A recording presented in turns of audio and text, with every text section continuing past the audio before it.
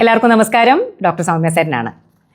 നമ്മൾ ഏതൊരു ആരോഗ്യ പ്രശ്നങ്ങൾ വരുന്ന സമയത്തും, പ്രത്യേകിച്ച് കൊറോണ വന്നപ്പോൾ അല്ലെങ്കിൽ ഹെപ്പറ്റൈറ്റിസ് എ ഒക്കെ വന്ന സമയത്ത് നമ്മൾ എപ്പോഴും പറയുന്ന ഒരു വാചകമാണ് ജാഗ്രത മതി, ഭയം വേണ്ട എന്നുള്ളത്. പക്ഷേ ഇപ്പോൾ നമ്മുടെ കേരളത്തിൽ കഴിഞ്ഞ കുറച്ച് ദിവസങ്ങളായി കാണുന്ന ഒരു ആരോഗ്യ പ്രശ്നത്തെ പറ്റി പറയുമ്പോൾ ഒരു ലേശം ഭയം കൂടി വേണം എന്ന് പറയുന്നതിൽ അതിശയോക്തി ഉണ്ടാവില്ല എന്നാണ് എനിക്ക് തോന്നുന്നത്. കാരണം പല കാരണങ്ങളുണ്ട് അതിന്. ഏതാണ് ആ ആരോഗ്യ പ്രശ്നം എന്നുള്ളത് നിങ്ങൾ ഊഹിച്ചിട്ടുണ്ടായിരിക്കും. അമീബിക് മസ്തിഷ്ക ജ്വരം. എനിക്ക് തോന്നുന്നു നമ്മുടെ പേജിൽ തന്നെ നമ്മൾ 3-4 ടോക്ക് അമീബിക് മസ്തിഷ്ക ജ്വരത്തിനെ പറ്റി സംസാരിച്ചിട്ടുണ്ട്. പക്ഷേ അതെല്ലാം ആ സമയത്തൊക്കെ കേസുകൾ ഇത്തരത്തിൽ ഒരു പെരുകുന്ന അവസ്ഥ ഉണ്ടായിരുന്നില്ല. പക്ഷേ നിങ്ങളിപ്പോൾ കേൾക്കുന്നുണ്ടായിരിക്കും, എന്നും ടി വിയിൽ പറയുന്നുണ്ട്, കഴിഞ്ഞപ്പോൾ ഈ മാസം തന്നെ 7 മരണങ്ങളാണ് അമീബിക് മസ്തിഷ്ക ജ്വരത്തിൽ സംഭവിച്ചിരിക്കുന്നത്. 2016 നമ്മുടെ കേരളത്തിൽ ആദ്യമായിട്ട് അമീബിക് മസ്തിഷ്ക ജ്വരം റിപ്പോർട്ട് ചെയ്യപ്പെടുന്നത്, അതും ആലപ്പുഴയിൽ. പക്ഷേ അതിനുശേഷം 2021 വരെ നോക്കുകയാണെന്നുണ്ടെങ്കിൽ വളരെ കുറച്ച് കേസുകൾ മാത്രമേ അപ്പോഴും ഇപ്പോഴൊക്കെ ആയിട്ട് ഓരോ കേസുകൾ, എനിക്ക് തോന്നുന്നു ആകെ മൊത്തം ഞാനിവിടെ എഴുതി വെച്ചിട്ടുണ്ട്, 8 കേസുകൾ. അതായത് 2016 മുതൽ 2023 വരെ നോക്കുകയാണെങ്കിൽ വെറും 8 കേസുകൾ മാത്രമേ റിപ്പോർട്ട് ചെയ്യപ്പെട്ടിട്ടുണ്ടായിരുന്നുള്ളൂ. പക്ഷേ നിങ്ങൾ നോക്കണം, കഴിഞ്ഞ മാസത്തിൽ 7 മരണങ്ങൾ ഉണ്ടായി. അപ്പൊ എത്ര കേസുകൾ, അതിനേക്കാളൊക്കെ ഉപരി കേസുകൾ. ഇതിന്റെ വേറെ പ്രശ്നം എന്താണ്?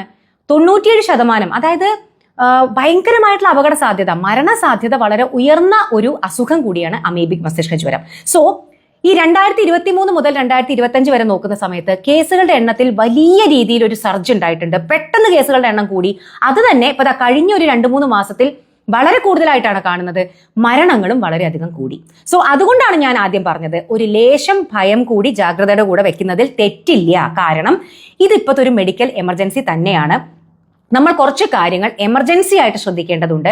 അതുകൊണ്ട് കൂടിയാണ് ഇന്ന് ഞാൻ ഈ ഒരു ടോക്ക് ചെയ്യുന്നത്. വളരെ വളരെ ഇമ്പോർട്ടൻ്റ് ആയിട്ടൊരു ടോക്കാണ്. നിങ്ങളെ കൊണ്ട് പറ്റുന്ന എല്ലായിടങ്ങളിലേക്കും ഇതൊന്ന് ഷെയർ ചെയ്ത് എത്തിക്കാൻ ശ്രമിക്കുക. അപ്പോൾ ഞാൻ ആദ്യമേ പറഞ്ഞു, ഇപ്പോഴത്തെ ഒരു അവസ്ഥ പറഞ്ഞു. 2016 ആദ്യത്തെ കേസ്. അപ്പോൾ ഇപ്പോൾ കേസുകൾ വളരെയധികം കൂടുന്നു. എന്താണ് ഈ അമീബിക് മസ്തിഷ്ക ജ്വരം? എന്താണ് ഈ പറയുന്ന അണു? അമീബ എന്ന് പറയുന്നത് നമ്മൾ പണ്ടൊക്കെ വരച്ചിട്ടുണ്ട് അല്ലെ, ഇങ്ങനെ രൂപമൊക്കെ മാറാൻ പറ്റുന്ന ഒരു സാധനം. അതൊരു ഏകകോശ ജീവിയാണ് അമീബ. അപ്പൊ ഈ അമീബ നമ്മുടെ കെട്ടിക്കിടക്കുന്ന മലിനജലങ്ങളിലാണ് ഇത് സാധാരണ രീതിയിൽ കാണുന്നത്. ഈ അമീബ എങ്ങനെയാണ് നമ്മുടെ തലച്ചോറിലേക്ക് എത്തുന്നത് എന്ന് പറഞ്ഞു കഴിഞ്ഞാൽ, നമ്മൾ ഇങ്ങനെയുള്ള കെട്ടിക്കിടക്കുന്ന മലിനജലത്തിൽ നമ്മൾ കുളിക്കുന്ന സമയത്ത്, പ്രത്യേകിച്ചിട്ട് നമ്മൾ ഈ വെള്ളം ഇങ്ങനെ ആക്കിയിട്ട് ഇങ്ങനെ മുഖത്തേക്ക് ഇങ്ങനെ ആക്കും അല്ലെ, ഇങ്ങനെ മുഖത്തേക്ക് തെറിപ്പിക്കാറില്ലേ, ആ സന്ദർഭങ്ങളിൽ നമ്മുടെ മൂക്കിന്റെ ഉള്ളിൽ കൂടെ, നമ്മുടെ മൂക്കിന്റെ ഈ അപ്പർ സൈഡിലൂടെ, അതായത് മൂക്കിന്റെ റൂഫ് എന്ന് പറയാം, മേൽക്കൂര, അതായത് വെറുതെ മൂക്കിന്റെ ഇവിടെയൊന്നും ആയ കാര്യമില്ല, മൂക്കിന്റെ ഉള്ളിലേക്ക് പോയി ആ മൂക്കിന്റെ അപ്പർ സൈഡ് കൂടെ ആണ് ഇത് നേരെ ബ്രെയിനിലേക്ക്, തലച്ചോറിലേക്ക് എത്തുന്നത്. ഇത് തലച്ചോറിൽ എത്തിക്കഴിഞ്ഞു കഴിഞ്ഞാൽ ഇതിനെ ബ്രെയിൻ ഈറ്റിംഗ് അമീബ എന്ന് പറയുക. അതായത് തലച്ചോറിനെ കാർന്ന് തിന്നുന്ന ഒരു അമീബ. കാരണം അത്രയ്ക്ക് ഒരു നെക്രോസിസ് ആണ് ഇത് തലച്ചോറിൽ ഉണ്ടാക്കുന്നത്. അതുകൊണ്ട് തന്നെയാണ് ഇതിന്റെ മരണ ശതമാനം ഇത്രയും അധികം. കാരണം ഇതിനൊരു പ്രോപ്പർ ആയിട്ടുള്ള ട്രീറ്റ്മെന്റ്, കാര്യം നമുക്ക് സപ്പോർട്ടീവ് ട്രീറ്റ്മെന്റ് ആണ് കൊടുക്കാൻ പറ്റുക. അപ്പോൾ ഇതിന്റെ ആ ഒരു സിവിയറിറ്റി എന്ന് പറയുന്നത്, ഇതിന്റെ ആ ഒരു എന്താ പറയുക തീവ്രത വളരെ കൂടുതലാണ്.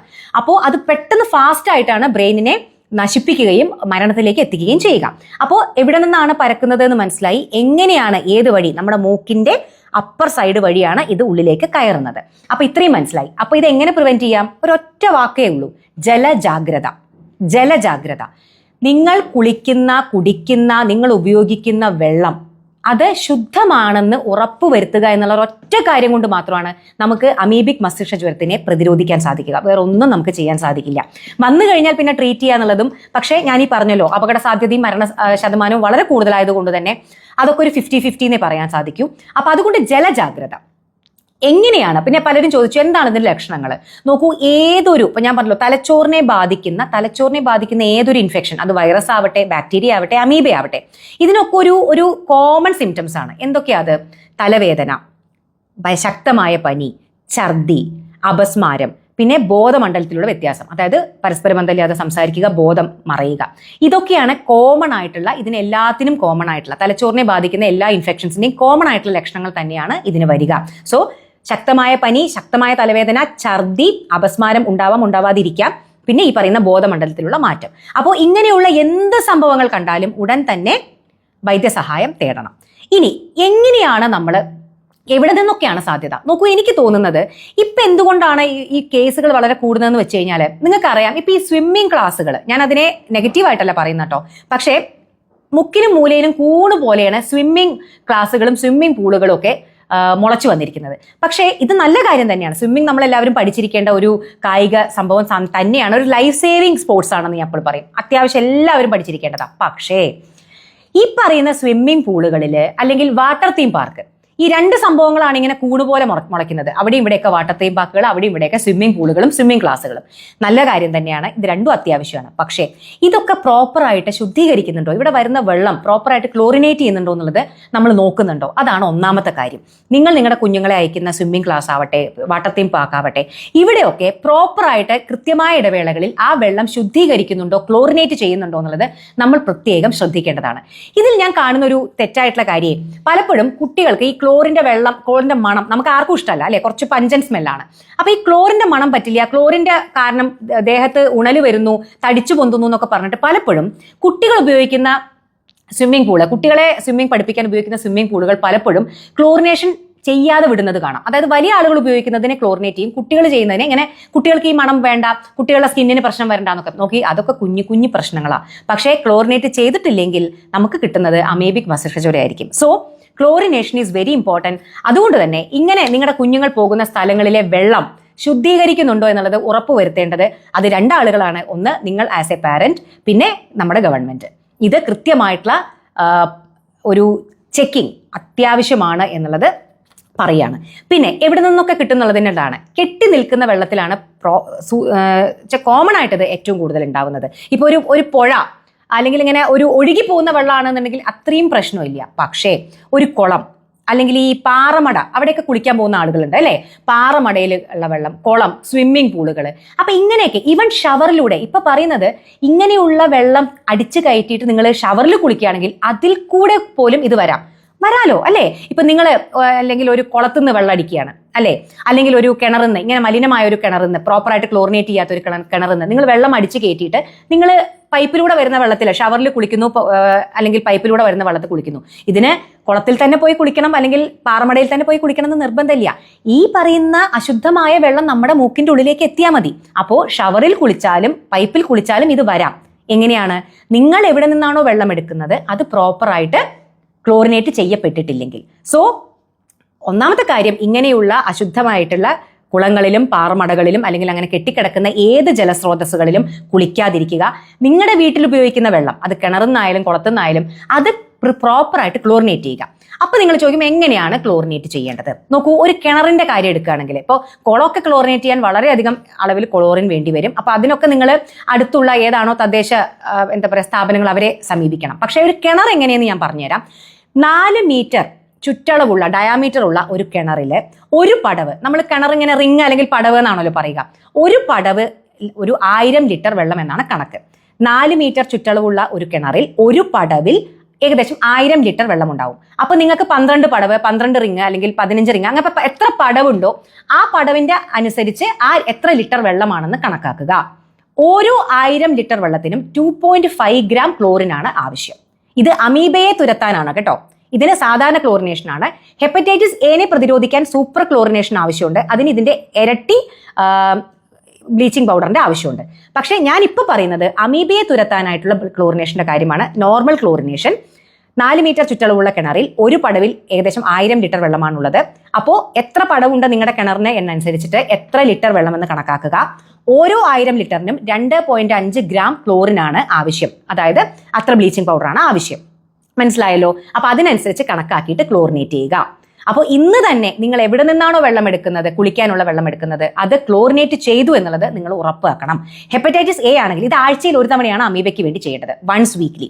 പക്ഷേ ഹെപ്പറ്റൈറ്റിസ് എ അതും വേറൊരു പ്രശ്നമാണ്. ഇപ്പോൾ കഴിഞ്ഞ കുറച്ച് മാസങ്ങൾക്ക് മുമ്പ് ഹെപ്പറ്റൈറ്റിസ് എ കാരണമുള്ള കേസുകളും മരണങ്ങളും ആയിരുന്നു നമ്മുടെ ഇടയിൽ കൂടിയിരുന്നത്. നിങ്ങൾക്ക് ഓർമ്മയുണ്ടാവുമല്ലോ. അവിടെയും ആവശ്യം ക്ലോറിനേഷൻ ആണ്. അപ്പൊ ഇതെല്ലാം ജലജാഗ്രതയാണ് നമുക്ക് മഞ്ഞപ്പിത്തം തടയാനും അമീബേനെ തടയാനും ഒക്കെയുള്ള ഏക പ്രതിവിധി കേട്ടോ. അപ്പോൾ ഹെപ്പറ്റൈറ്റിസ് എ ആണെങ്കിൽ ഒരാഴ്ചയിൽ തന്നെ 2-3 തവണ ചെയ്യേണ്ടി വരും. ഈ പറയുന്ന 2.5 ഗ്രാമിന്റെ ഇരട്ടി ഉപയോഗിക്കും വേണം. ഓക്കെ, അപ്പൊ ഇതാണ് പ്രോപ്പർ ക്ലോറിനേഷൻ. ഇനി ഇത് ചെയ്യാൻ നിങ്ങൾക്ക് അറിയില്ല എന്നുണ്ടെങ്കിൽ അടുത്തുള്ള പഞ്ചായത്തിനെയോ അല്ലെങ്കിൽ വാട്ടർ അതോറിറ്റിനെയോ അല്ലെങ്കിൽ ഹെൽത്ത് ഡിപ്പാർട്ട്മെന്റിനെയോ ആരെയാന്ന് വെച്ച് കഴിഞ്ഞാൽ നിങ്ങൾ കോൺടാക്ട് ചെയ്ത് അതെങ്ങനെയാണ് ചെയ്യേണ്ടതെന്ന് മനസ്സിലാക്കി സ്വന്തം വീട്ടിലെ ജലസ്രോതസ്സിനെ നിങ്ങൾ ക്ലീൻ ആക്കണം കേട്ടോ. അപ്പോൾ നമ്മൾ ലക്ഷണങ്ങളെ പറ്റി പറഞ്ഞു, എങ്ങനെയാണ് ക്ലോറിനേഷൻ ചെയ്യേണ്ടത് എന്നുള്ളതിനെ പറ്റി പറഞ്ഞു, ഹെപ്പറ്റൈറ്റിസ് എനെ പറ്റി പറഞ്ഞു, സൂപ്പർ ക്ലോറിനേഷൻ എന്താണെന്ന് പറഞ്ഞു, പിന്നെ സ്വിമ്മിംഗ് പൂളുകൾ, വാട്ടർ തീം പാർക്കുകൾ, ഇതെല്ലാം നമ്മൾ പറഞ്ഞു. ക്ലോറിനേറ്റ് ചെയ്ത വെള്ളം കുട്ടികൾക്ക് പറ്റുന്നില്ല, മണം പറ്റുന്നില്ല, സ്കിന്നിന് പ്രശ്നം എന്നൊക്കെ പറഞ്ഞിട്ട് ഒരിക്കലും ക്ലോറിൻ ചെയ്യാത്ത വെള്ളത്തിൽ കുട്ടികളെ ഇറക്കി വിടരുത്. പിന്നെ ഇനി പറയാനുള്ള കാര്യം, നിങ്ങളുടെ കിണറ്റിലെ വെള്ളത്തിൽ കോളിഫോം ബാക്ടീരിയയുടെ പ്രസൻസ് ഉണ്ടോ എന്ന് നിർബന്ധമായി നോക്കണം. എങ്ങനെയാണ് കോളിഫോം ബാക്ടീരിയ വരിക?